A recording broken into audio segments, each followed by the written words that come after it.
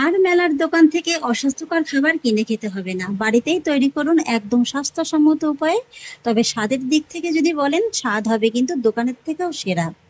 নমস্কার বন্ধুরা, অনুভার রান্নাঘরে সবাইকে স্বাগত জানাচ্ছি।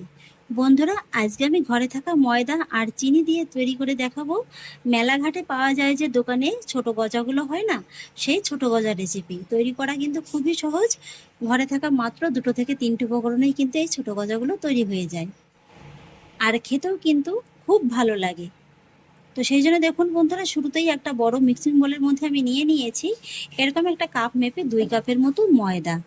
ওজন হিসেবে এখানে 400 গ্রামের মতো ময়দাটা আছে। আপনারা কিন্তু আপনাদের সুবিধা অনুযায়ী যে কোনো কাপ কিংবা বাটি মেপে ময়দাটা নিতে পারেন। এবার আমি ময়দার মধ্যে দিয়ে দেবো স্বাদ অনুযায়ী লবণ, তারপরে দিয়ে দেবো ছোট হাফ চা চামচের মতো কালো জিরে, আর দিয়ে দেবো হাফ চা চামচের মতো বেকিং পাউডার। এখানে কিন্তু আপনারা বেকিং সোডাটাও ব্যবহার করতে পারেন। এবার আমি শুকনো উপকরণগুলোকে ময়দার সঙ্গে একটু ভালোভাবে মিশিয়ে নেব। শুকনো উপকরণগুলো ময়দার সঙ্গে খুব ভালোভাবে মিশিয়ে নিয়েছি। আর এবার আমি ময়দার মধ্যে অ্যাড করব 1/4 কাপের মতো সাদা তেল। এখানে আমি সাদা তেল দিয়ে ময়ামটা দিয়ে নিচ্ছি। আপনারা চাইলে কিন্তু সাদা তেলের পরিবর্তে ঘি দিয়েও ময়ামটা দিয়ে নিতে পারেন। সেক্ষেত্রে কিন্তু গজাগুলো খেতে আরও অনেক বেশি ভালো লাগবে। এবার আমি সাদা তেলটাকে ময়দার সঙ্গে একটু ভালোভাবে এভাবে মিশিয়ে নেব। তেলটাকে আমি ময়দার সঙ্গে খুব ভালোভাবে মেখে নিয়েছি। আর মেখে নেওয়ার পরে কিন্তু টেক্সচারটা ঠিক এমন হতে হবে। এই যে দেখুন, মুঠোর মতো করলে খুব সহজেই হয়ে যাচ্ছে, আবার চাপ দিলে কিন্তু ঝুরঝুর করে পড়ে যাচ্ছে। আর এবার এই ময়দার মধ্যে কিন্তু এইভাবে অল্প অল্প করে নর্মাল জল দিয়ে একটা ডো তৈরি করে নিতে হবে। এই ডোটা কিন্তু একেবারে খুব বেশি নরম হবে না, মোটামুটি একটু টাইট ধরনের কিন্তু ডোটা তৈরি করে নিতে হবে। তাই এইভাবে কিন্তু অল্প অল্প করে জলটা দিয়েই ময়দাটাকে ভালোভাবে একটু মেখে নিতে হবে। আপনারা নিশ্চয়ই খেয়াল করে দেখেছেন যে আমি ঠিক কতটা পরিমাণে জল দিয়ে দিয়ে ময়দাটাকে ভালোভাবে মেখে নিচ্ছি। এইভাবেই কিন্তু একদম অল্প অল্প করে জল দিয়ে ময়দাটাকে একটু মেখে নিতে হবে। তবে খুব বেশি যে ঠেসে ঠেসে মাখতে হবে সেটা কিন্তু নয়, এইভাবে কিন্তু একটু আলতো হাতে মেখে নিলেই হয়ে যাবে। এই তো বন্ধুরা, ফাইনালে কিন্তু ডোটিকে আমি খুব ভালোভাবে মেখে নিয়েছি। আর মেখে নেওয়ার পর আপনাদের দেখিয়ে দিচ্ছি যে এই যে দেখুন, ঠিক এরকমই কিন্তু হালকা একটু টাইট করে মেখে নিতে হবে। আর এই যে দেখুন, ডোয়ের গায়ে কিন্তু এরকম একটু ফাটল ফাটল থাকবে, ঠিক এইভাবেই কিন্তু মেখে নিতে হবে। এই যে দেখুন। আর এবার আমি মেখে নেওয়া ডোটিকে এইভাবে একটু রেস্টে রেখে দেবো মোটামুটি 10 থেকে 15 মিনিটের মতো। 10-15 মিনিটের মতো হয়ে গেছে, ঢাকাটাকে তুলে নিচ্ছি। ডোটা কিন্তু আরেকটু সফট হয়ে গেছে, হাত দিয়ে আরেকটু মেখে নেব। ডোটিকে হাত দিয়ে আরেকটু ভালোভাবে মেখে নিয়েছি। এবার আমি ডোটিকে কিচেন টেবিলে পরে নিয়ে নেব। তারপরে এই ডোটিকে আমি হাত দিয়ে এইভাবে একটু চেপে নিয়ে রোলিং পিনের সাহায্যে ভালোভাবে একটু বেলে নেব। দেখুন বন্ধুরা, আমি খুব সুন্দর করে বেলে নিয়েছি। এবার আমি বেলে নেওয়া রুটিটার উপর থেকে ছড়িয়ে দেবো সামান্য একটু ময়দা। এতে করে দেখবেন এই গজার মধ্যে কিন্তু খুব সুন্দরভাবে একটা লেয়ার চলে আসবে।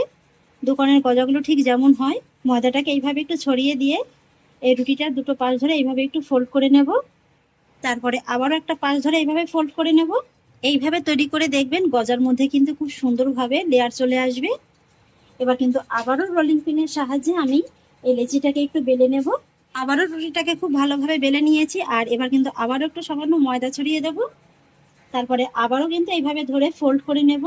আর এইভাবে মোটামুটি 4 থেকে 5 বারের মতো কিন্তু ফোল্ড করে লেয়ারটা দিয়ে নেব। দেখুন বন্ধুরা, এইভাবে কিন্তু আমি মোটামুটি 5টির মতো লেয়ার দিয়ে নিয়েছি। এবার কিন্তু ফাইনাল লেয়ারটা চলছে। আর এবার কিন্তু ফাইনালি আমি এই লেচিটাকে খুব ভালোভাবে একটু বেলে নেব।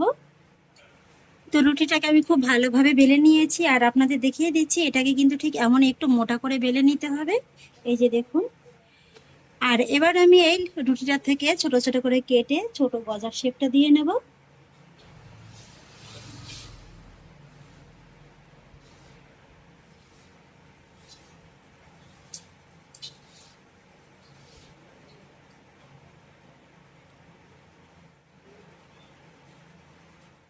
এই যে দেখুন বন্ধুরা, খুব সুন্দর করে কিন্তু আমি কেটে নিয়েছি। আর ভিতরের লেয়ারটা দেখুন, এখনই কিন্তু খুব সুন্দরভাবে একদম বোঝা যাচ্ছে। এই যে দেখুন। আর এগুলো ভাজার পরে কিন্তু আরো খুব ভালোভাবে বোঝা যাবে। আর এবার আমি আমার সুবিধা মতো কিন্তু গজাগুলোকে কেটে নেব। এই যে দেখুন। এই যে দেখুন, খুব সুন্দরভাবে কিন্তু খুব সহজেই কেটে নিলাম। বেশ অনেকগুলো গজা কিন্তু আমি কেটে নিয়েছি, আর এইভাবেই কিন্তু বাকি গজাগুলোকে কেটে নেব। এই তো বন্ধুরা, এক এক করে সমস্ত গজাগুলোকে আমি কেটে নিয়েছি, আর এবার এই গজাগুলো কিন্তু ভেজে নেওয়ার পালা। আর ভাজার জন্য গ্যাস ওভেনে কড়াই বসিয়ে দিয়েছি, আর তার মধ্যে দিয়ে দিচ্ছি পর্যাপ্ত পরিমাণে সাদা তেল। এবার আঁচটাকে মিডিয়ামে রেখে তেলটাকে হালকা গরম করে নিতে হবে। তেলটা হালকা গরম হয়ে গেছে, আর এবার আঁচটাকে মিডিয়াম লোতে রেখে একা করে গজাগুলোকে তেলের মধ্যে ছেড়ে দিতে হবে।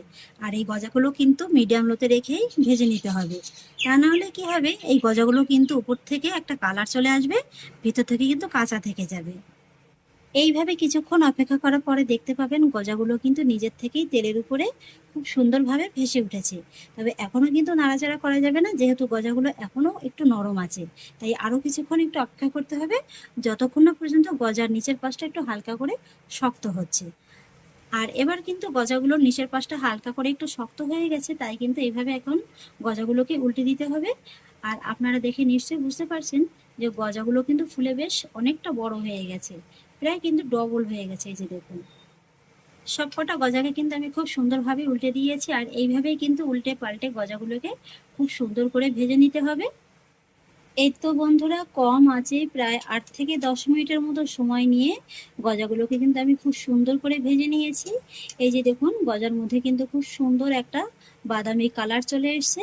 আর এই যে দেখুন, গজার মধ্যে লেয়ারগুলো এখন কত সুন্দরভাবে বোঝা যাচ্ছে। গজাগুলো দেখতে দেখুন এখনই কতটা লোভনীয় লাগছে, আর ফুলে দেখুন একেবারে কিন্তু ডবল হয়ে গেছে। তাই আপনারা চাইলে কিন্তু গজাগুলোকে এর থেকে একটু ছোট করেও কেটে নিতে পারেন। আপনাদের শুধু একটু পার্থক্যটা দেখিয়ে দিচ্ছি। এই যে দেখুন, যখন আমি গজাগুলো কেটেছিলাম কতটা ছোট ছোট, এই যে দেখুন, আর এখন দেখুন ফুলে এক একটা কত বড় হয়ে গেছে। এর থেকে আর বেশি লাল করে ভেজে নেওয়ার প্রয়োজন নেই, কারণ এগুলো যখন পরে আবার ঠান্ডা হয়ে যাবে তখন কিন্তু আরেকটু রংটা ধরে যাবে। একই রকম ভাবে বাকি গজাগুলোকেও ভেজে নেব। সমস্ত গজাগুলোকে আমি খুব সুন্দর করে ভেজে নিয়েছি। আর এবার আমি গজাগুলোর জন্য চিনির শিরাটা তৈরি করে নেবো, আর সেই জন্য যে কাপটা মেপে ময়দাটা নিয়েছিলাম ওই কাপেরই নিয়ে নিচ্ছি 1 কাপ চিনি, আর তার মধ্যে নিয়ে নিচ্ছি হাফ কাপ জল। এবার আমি চিনির শিরাটাকে তৈরি করে নেব। এই শিরাটা কিন্তু খুব বেশি একেবারে পাতলা হবে না, হালকা একটু চিটচিটে ধরনের হবে। এই যে দেখুন বন্ধুরা, হাই আছে কিন্তু চিনিটাকে জলের সঙ্গে আমি খুব ভালোভাবে গলিয়ে নিয়েছি, আর চিনির শিরাটা কিন্তু ভালোভাবে ফুটতেও শুরু করে দিয়েছে। তবে এখনো কিন্তু চিনির শিরাটা তৈরি হয়নি, আরেকটু সময় নিয়ে শিরাটাকে তৈরি করে নিতে হবে। এই যে বন্ধুরা, আমার চিনির শিরাটা কিন্তু এখন একদম পারফেক্টভাবে তৈরি হয়ে গেছে। আপনাদের একবার বোঝার সুবিধার জন্য দেখিয়ে দিচ্ছি। এইভাবে একটু চামচে করে তুলবেন, তারপর দেখতে পাবেন যে আস্তে আস্তে কিন্তু শেষের দিকে ড্রপের মতো পড়তে শুরু করেছে। আর শেষের দিকে কিন্তু এইভাবে দেখবেন ড্রপটা যখন পড়বে তারপরে কিন্তু এইভাবে একটু সুতোর মতো পড়বে। এই যে দেখুন, দেখে নিশ্চয়ই বুঝতে পারছেন। আপনাদের বোঝার আরেকটু সুবিধার জন্য কিন্তু আমি এইভাবে আরেকবার দেখিয়ে দিচ্ছি। এই যে দেখুন, একটু 2 আঙুলের মাথায় নিয়ে দেখবেন, দেখবেন যে এরকম কিন্তু একটা হালকা সুতোর মতো পড়বে। তখনই বুঝতে পারবেন যে চিনির শিরাটা একদম পারফেক্টভাবে তৈরি হয়ে গেছে। এই যে দেখুন, আর এই সময় কিন্তু ফ্লেমটাকে একেবারে কমিয়ে দিয়ে এই গজাগুলোকে চিনি শিরার মধ্যে দিয়ে দিতে হবে, আর তারপর গজাগুলোকে চিনি শিরার সঙ্গে খুব ভালোভাবে মিশিয়ে নিতে হবে। আর এইভাবে মোটামুটি লো ফ্লেমে 2 থেকে 3 মিনিটের মতো কিন্তু একটু মিশিয়ে নিতে হবে। গজাগুলোকে দেখুন চিনি শিরার সঙ্গে কিন্তু আমি লো ফ্লেমে মোটামুটি 2 থেকে 3 মিনিটের মতো একটু নেড়ে চেড়ে নিয়েছি, আর এই গজার গায়ে দেখুন হালকা করে কিন্তু চিনির কোটটাও পড়তে শুরু করে দিয়েছে। এখন কিন্তু গ্যাসের ফ্লেমটাকে অফ করে দিতে হবে। এই যে দেখুন বন্ধুরা, আমি কিন্তু গ্যাসের ফ্লেমটাকে একেবারে অফ করে দিয়েছি। আর এবার কিন্তু এই গজাগুলোকে এই গরম করার মধ্যেই আরও কয়েক মিনিট এইভাবে একটু নেড়েচেড়ে নিতে হবে। এইভাবে যত ভালোভাবে নেড়েচেড়ে নিতে পারবেন, গজার গায়ে কিন্তু চিনিটা খুব ভালোভাবে একদম কোট পড়ে যাবে, আর সেক্ষেত্রে কিন্তু গজাগুলো দেখতেও ভালো লাগবে আর খেতেও ভালো লাগবে।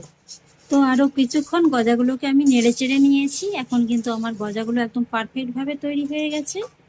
এই যে দেখুন, এই গজাগুলো কতটা খাস্তা আর মুচমুচে হয়েছে নিশ্চয়ই আওয়াজটা শুনেই বুঝতে পারছেন। আর আশা করছি আজকের এই সহজ রেসিপিটি আপনাদের খুবই সহজ উপায়ে আমি বোঝাতে পেরেছি।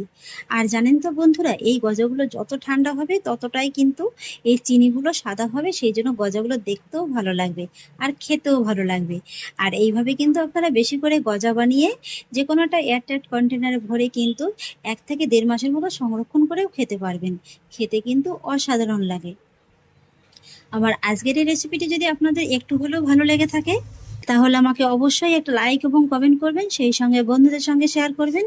আর প্লিজ বন্ধুরা, যদি আমার পরিবারের নতুন সদস্য হয়ে থাকেন তাহলে একটা সাবস্ক্রাইব করে পাশে থাকা বেল আইকনটি প্রেস করে দেবেন। ফিরে আসছি এরকমই পরের অন্য কোনো নতুন রেসিপি নিয়ে। সবাই ভালো থাকুন, সুস্থ থাকুন। ধন্যবাদ।